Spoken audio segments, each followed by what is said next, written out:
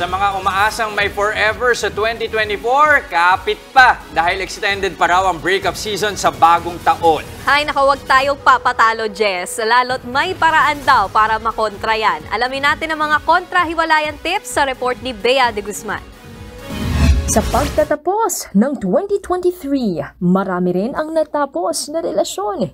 Sabi nga, 2023 is a year of breakups. Ang magjowang Aryan at Edmar, 10 years in the making na ang love story. Pero dahil sa mga napabalitang hiwalayan, hindi nila napigilang pag-usapan din ang kanilang relasyon para di rin ito mahantong sa breakup. Siyempre, nagkaroon din kami ng batuhan ng opinion and ng mga reaction. Sana wag dumating sa point na magkahiwalay kami. Ano nga ba kasing meron sa taong ito?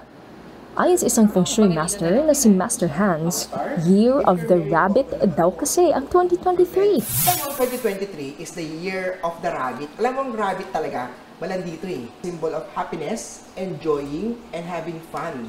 Playing around. Nakita mo siya, pag inaaway siya, siya yung lumalayo. Ayaw ng gulo. Ayon naman sa isang love and dating expert na si Coach V, senyalis ito na nakakawala na tayo sa stigma ng failed relationships. Breakups happen every time. Pero ang special lang sa 2023 ay nagkaroon tayo ng understanding na it's okay to i-admit na naghiwalay na kayo. At kapag hindi naging successful yung relationship, that it's okay. Na hindi naman lahat ng love story, como nag-end siya, is a failure. Sa papasok na 2024, Year of the Wood Dragon, may babala si Master Hans. Mas maraming hiwalayan ang 2024. Unlike the rabbit, si dragon, aggressive yan. Pag inaway mo ko, head-on tayo.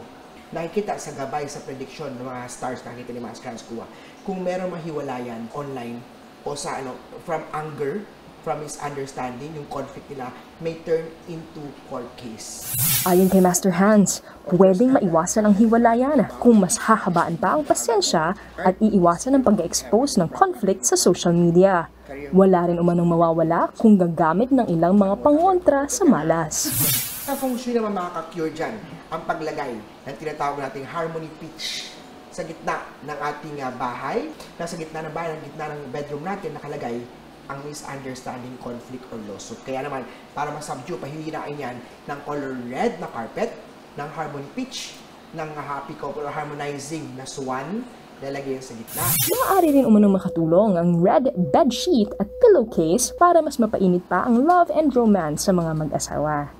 Sa mga single naman at nagnanais ma-attract ang love star, 4 na pirasong pink na kandila, alas 8 ng gabi, magtitirik ka, Friday, make your wish. Pero paalala naman ni Coach V, love and dating are a skill at dapat pa rin trabahuhin. Love is work. Kapag tinignan mo yung mga successful relationship, makikita mo na sila yung mga inalagaan kasi convinced sila na kung ano yung love na meron sila, yun yung the best kind of love at hindi na sila naghahanap ng iba. Mapagbiro ang tadhana, hindi madaling alamin kung ang para sa atin ay sa atin nga ba. Pero ayon nga sa kanta, may langit na nagtatanggol sa pag-ibig na pursigido at matyaga. Listen to your heart, do what's right, and everything's gonna be alright. Bea de Guzman, News 5. Mga kapatid, Nikki de Guzman po. Iba na ang may alam at may pakialam sa panahon ngayon. Para sa tuloy-tuloy na balitaan sa Frontline kahit weekend, mag-follow at mag-subscribe sa social media pages ng News 5.